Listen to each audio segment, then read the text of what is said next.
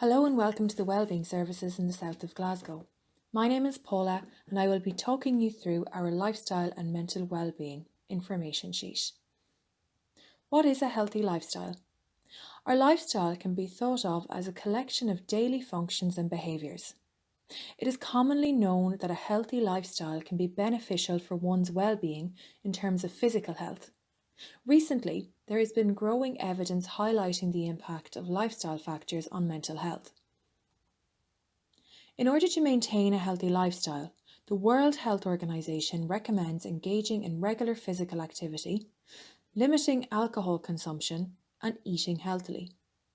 You can read more about how to develop and maintain healthy lifestyle habits here at the NHS Live Well website, which you can access directly by clicking on this hyperlink. Maintaining a healthy lifestyle during a pandemic. This information has been adapted to account for the ongoing pandemic and subsequent impact on different areas of our lives. The aim of this information sheet is to provide you with insights to help you cope and adapt during these unprecedented times. It is likely that recent changes in our day-to-day lives and routines will bring with them some challenges in maintaining healthy habits.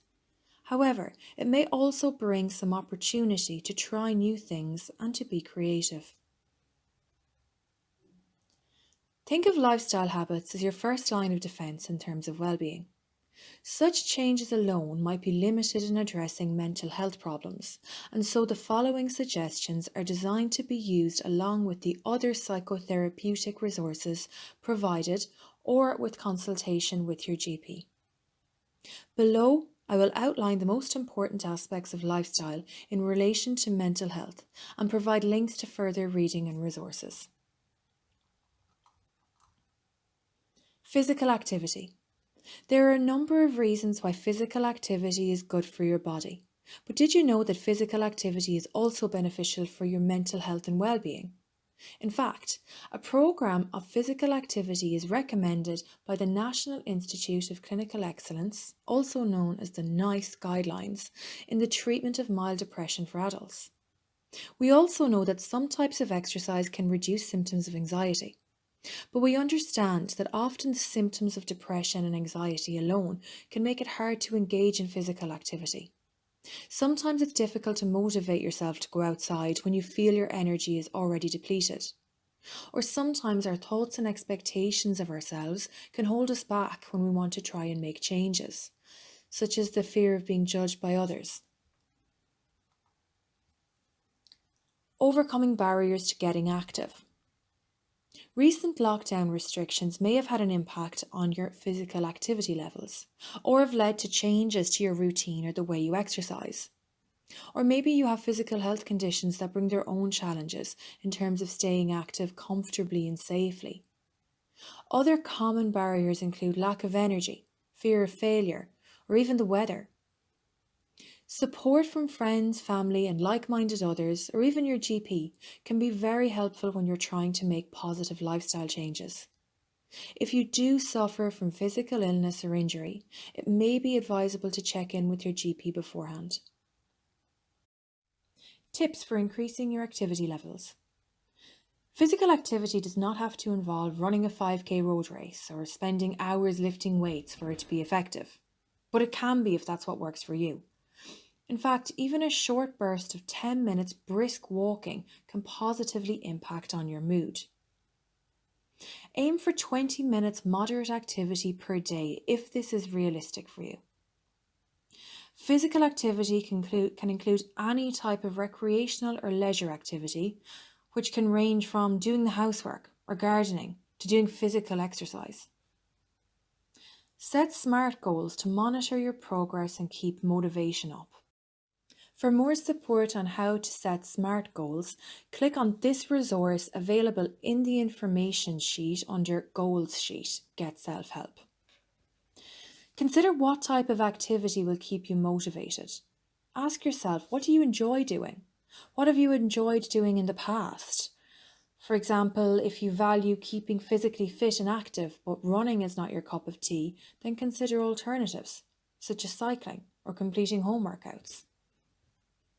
Remember that positive change takes time.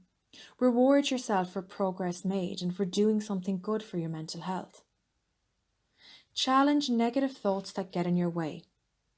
For more information on how to challenge negative thoughts, click on this resource to get started. Further resources to help you get started. You can click for direct access in the information sheet.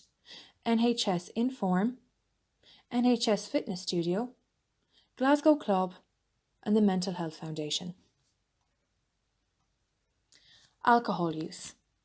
Why do we drink and what does it have to do with our mental health?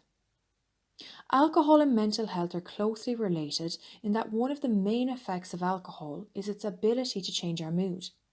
For example, having a drink after a stressful day at work as a reward, or drinking to cope in certain situations that might normally make you feel uncomfortable or anxious, often referred to as Dutch courage.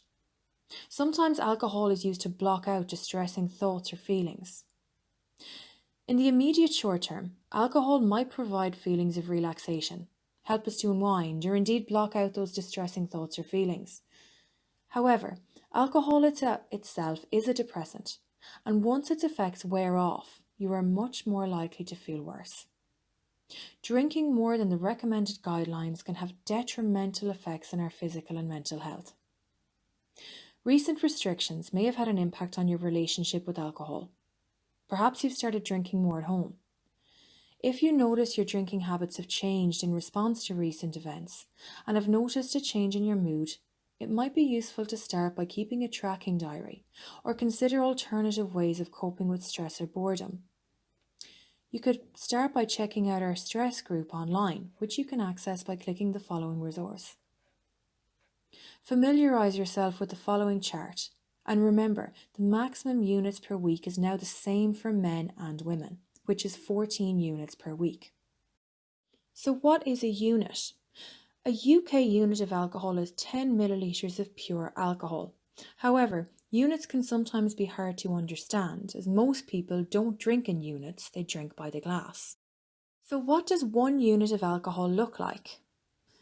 A 75 ml measure of 13% wine, or a 25 ml measure of a standard 40% whiskey, or for example a half pint of standard 4% beer.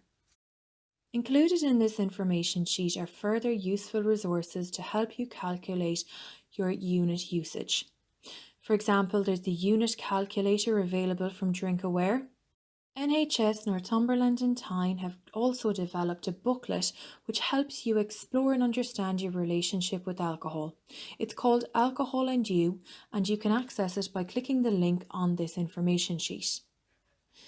For further information, you can also access resources from Alcohol Focus Scotland and the Glasgow Council for Alcohol. It's important to remember that alcohol can wreak havoc on sleep and mood and can have a negative impact on other aspects of life such as work and relationships. If you are concerned about your drinking and the impact it might be having on your health, or you think you might be dependent on alcohol, talk to your GP. Social connection and physical distancing. Social distancing is likely to remain a part of our lives for quite some time.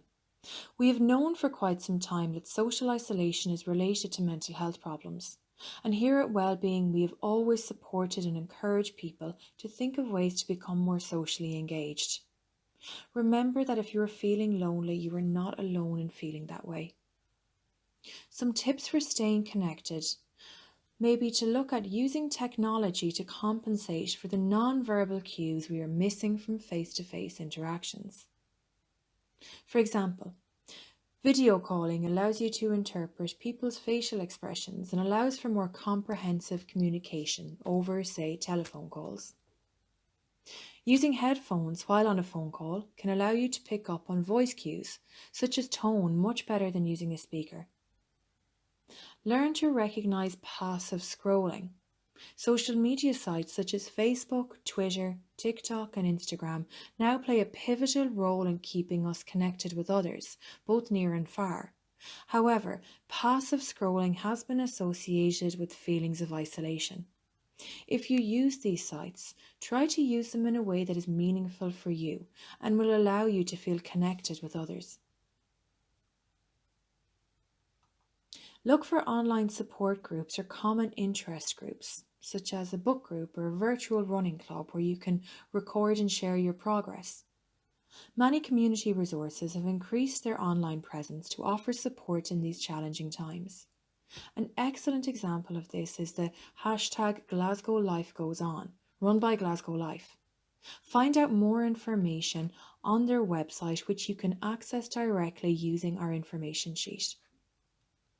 You can get more tips on coping in isolation from this resource sheet. Sleep. Sleep is fundamental to our functioning, and it impacts our emotional health in that it can heavily influence how we deal with stress. Sleep is also related to depression and anxiety, in that we can find that we are sleeping too much or not enough. This might be due to changes in routine, worries about the future, ongoing stressors, or even from too much screen time. You may have been battling sleep problems for quite some time, with quarantine bringing its own challenges. Or maybe you've noticed that with changes to your routine, your sleep has suffered. We have prepared a comprehensive resource on sleep hygiene so you can get the most from your slumber, or watch our sleep group online. Check out these resources by clicking this link for direct access. Routine. It is likely that day-to-day routines for a lot of people have been turned upside down of late. This will look different for everyone depending on your own circumstances. Routine can benefit mental health by helping us to cope with uncertainty and change, and to help us develop and maintain healthy lifestyle habits. Having a daily routine can also help us cope in uncertain times. You can start this by developing a sleep routine as outlined above. Try to incorporate things that matter to you, whether that is in connecting with someone you care about, making a nice healthy meal, getting some fresh air, or even just dressing your bed every day. Make at least one thing a non-negotiable. For example, every day without fail I will make my bed. Use a planner to help you. You can use these apps on the following pages. Take one of our courses for more support in building a routine, such as our Mood Matters course. Again, you can access these resources by redirecting back to the main website page. Limit your screen time.